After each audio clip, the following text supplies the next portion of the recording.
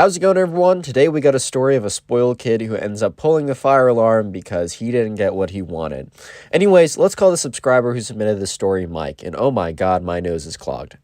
So anyways, right, Mike had this huge test coming up, and everyone else in his class was preparing for it. The teacher was talking for weeks, like, this is really big, you guys really need to study for this, and, Mike admits that he didn't do the smartest thing, and Mike ended up not studying for it at all. So about a couple days before the test, Mike had not studied, and, it had been, told to everyone, you need to study / prepare for this for weeks, you need to do it, there's no other way around it, that's just how it's gonna go. And Mike was a little bit concerned because the truth was he had just not been preparing for it at all. So Mike knew this other kid in class who we're just going to call Spoiled Kid. He wasn't necessarily that close with Mike, but they were friendly enough, right? And, Mike went up to him and said, hey, man, have you, studied for this at all? And the Spoiled Kid's like, nah. So that immediately made, Mike feel better, and it's like, oh, I feel like everyone else is. And the Spoiled Kid's like, no, everyone I talked to just totally hasn't, which ended up not being the case, right? Ended up not being the case that everyone else had not been studying. Oh, my God, my nose. But either way, the Spoiled Kid was like, you know what, dude, you and I, let's just go into this raw. Okay, that was a bad way of saying it. Let's just go into this, unprepared. Let's just kind of spitball this test. Let's just do it. Let's freestyle this test, man. I think we can do it without even trying. We can go in. We don't even need to study. I don't think anyone else is studying. It's going to be totally fine. So, Mike, heard this and was kind of thinking to himself, I don't know. Because, probably should prepare for a test that is really big and that everyone else is preparing for and that you're told you need to prepare for. Probably should be preparing for that, right?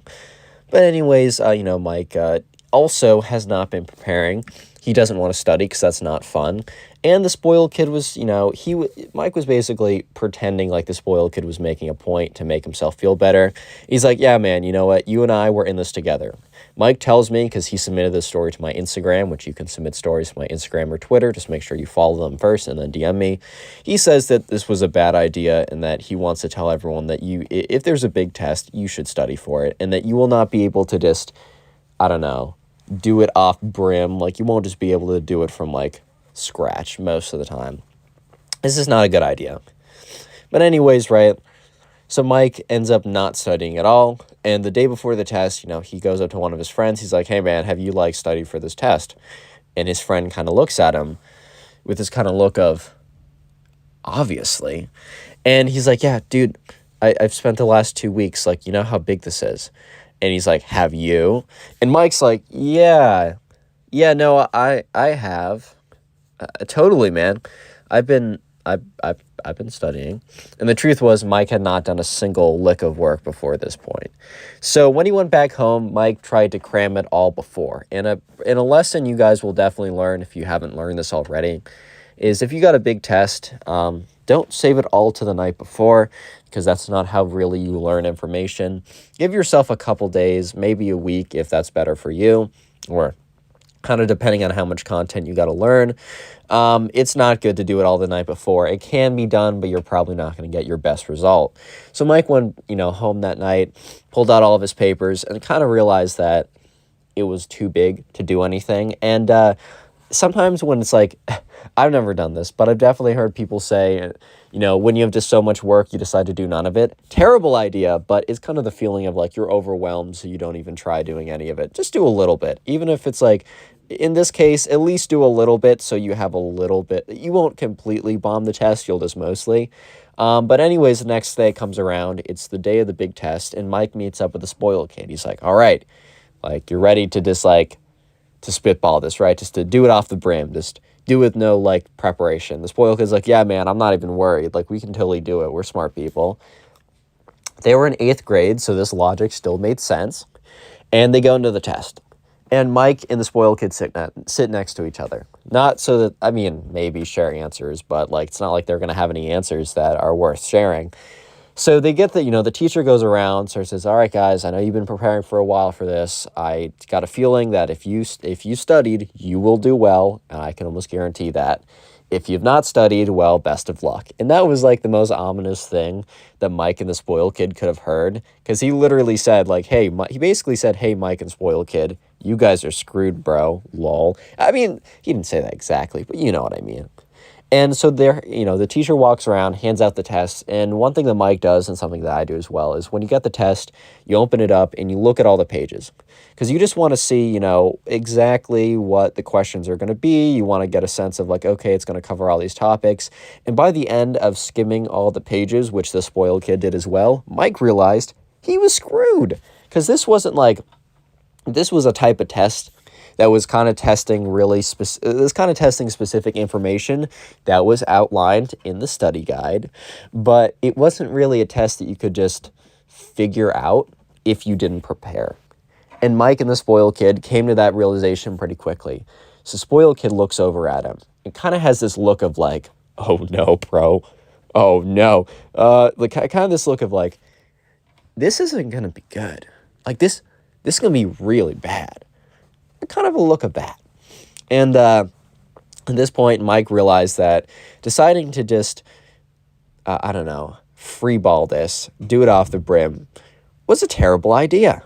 It was a really bad idea. And he's kind of just sitting there, and he hears the spoiled kid whisper, like, dude, don't worry, I'm going to get us out of this.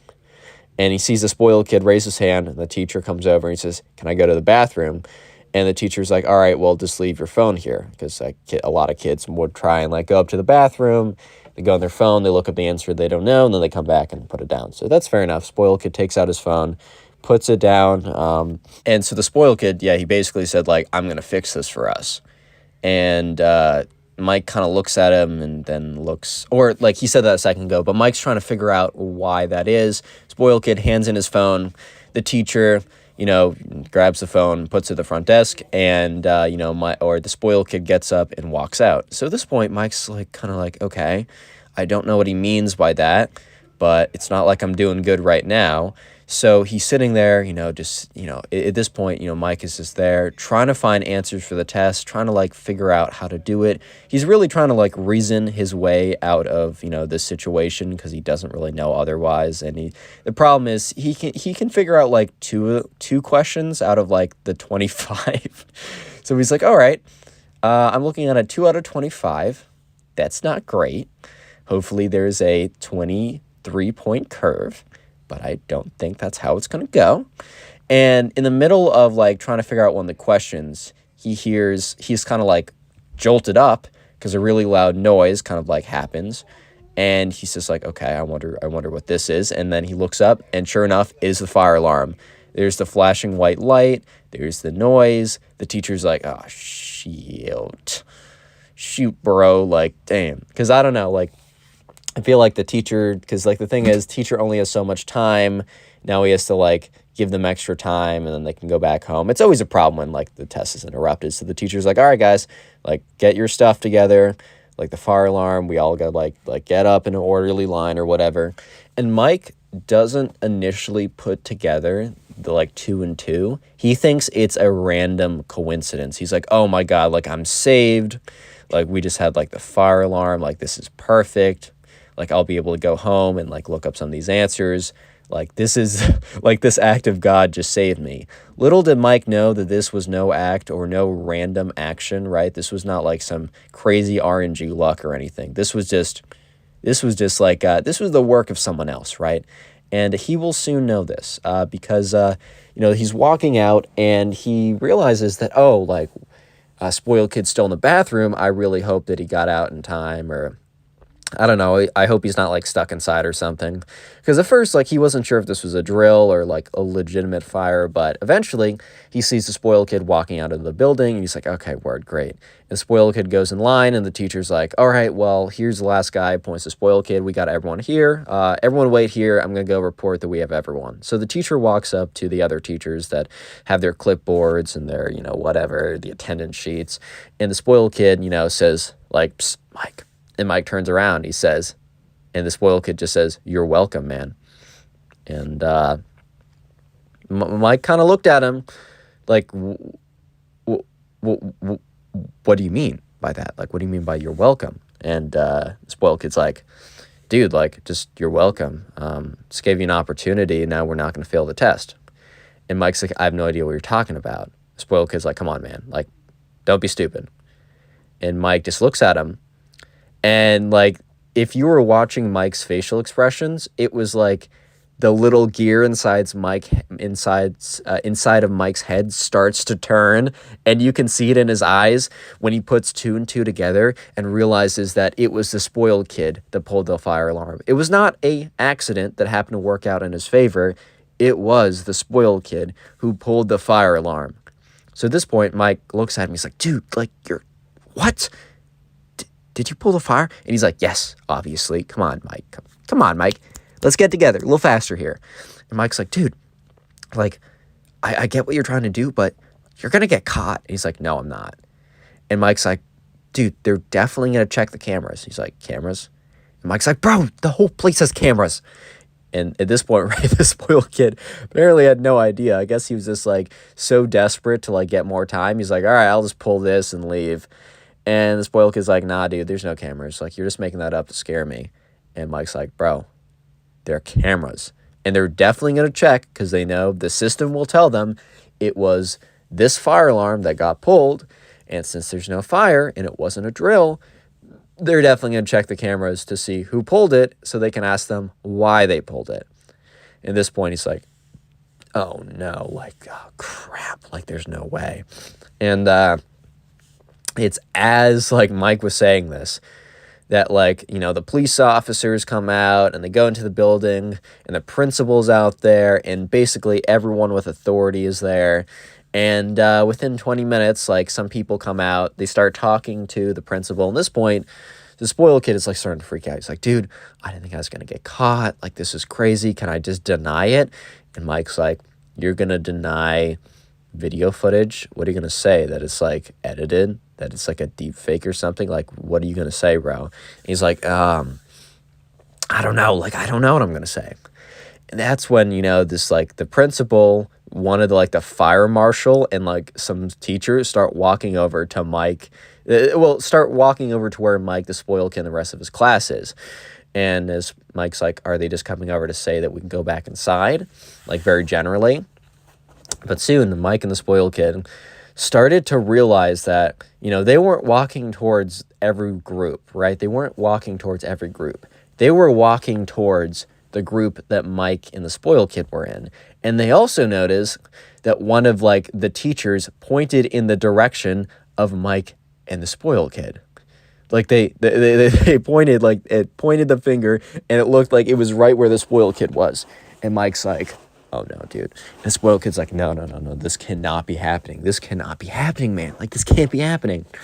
And Mike's like, I don't know what's going on. Like, I think it's just a coincidence. Turns out it was not a coincidence. The fire marshal, all the teachers, the principal, they walk over to the teacher, and, like, Mike can kind of hear, like, the principal or someone, like, whisper, like, we're going to need to talk to the spoiled kid for a second. And the teacher looks at the spoiled kid and kind of, like, turns back to the teacher or, like, the principal and shakes her head. And, yeah, so the fire marshal and the bunch of people, these adults, come over, and they walk over to the spoiled kid, and they're like, hey, like, do you mind, like, can we talk to you for a second? And the spoiled kid just has this look on his face of just pure panic, dread, and I'm screwed, bro. Like, that kind of look, perfectly encapsulated or crystallized by his expression. It was perfect. And, yeah, Mike was like, oh, man, this is not good. However, you might be thinking this must be the end of the story. No, Mike gets roped into this. And because eventually, like, 10 minutes later, spoiled kid is not back. However, someone walks out and says, like, gives kind of the all clear, people can go back, there was no fire, there was nothing like that. So everyone kind of files back to the classroom. So, you know, Mike gets back to his classroom, the test is still sitting at his desk, and the teacher says, hey guys, we have like 5 minutes left of class. I can't say that the test is, like, look, you got to promise me you can't go back.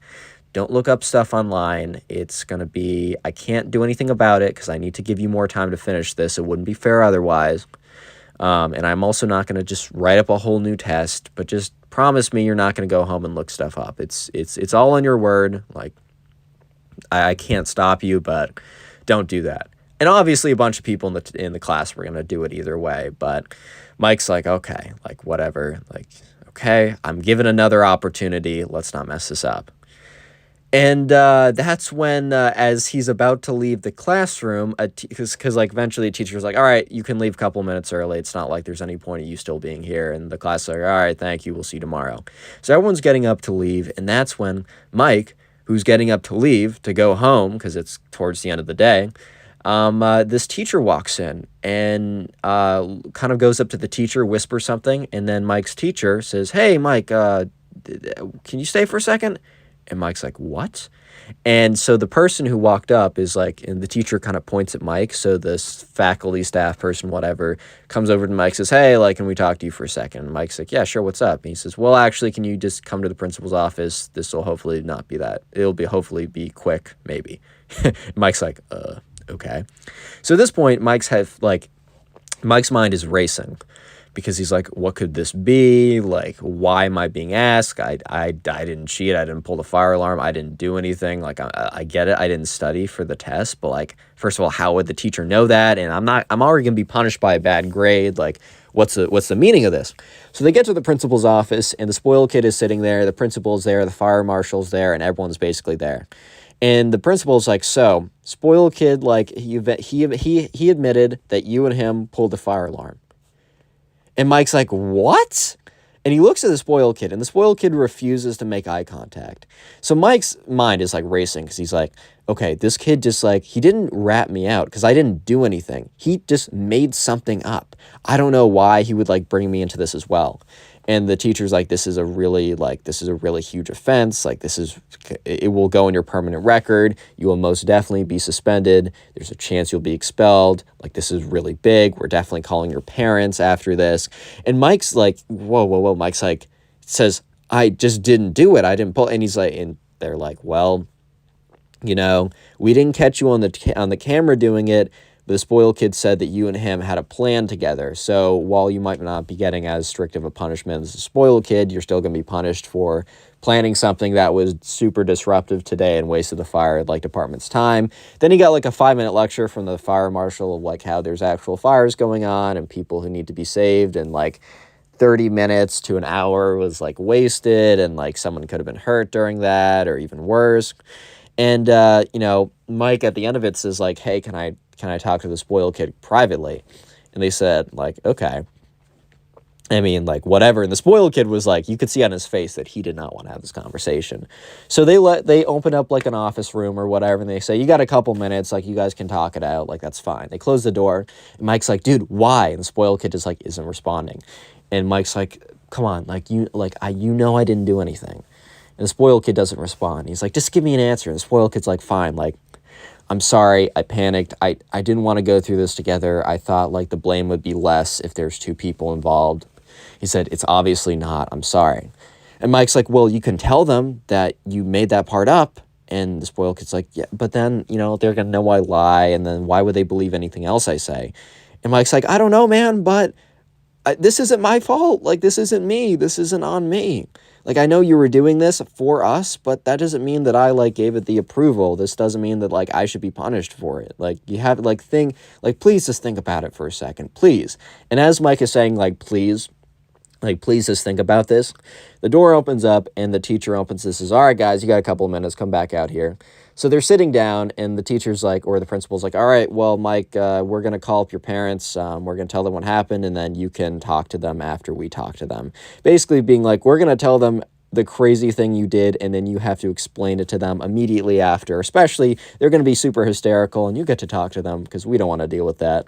But as the principal's about to ring up Mike's parents, the spoiled kid's like, guys, please, like, can I say something? And they're all like, uh-huh.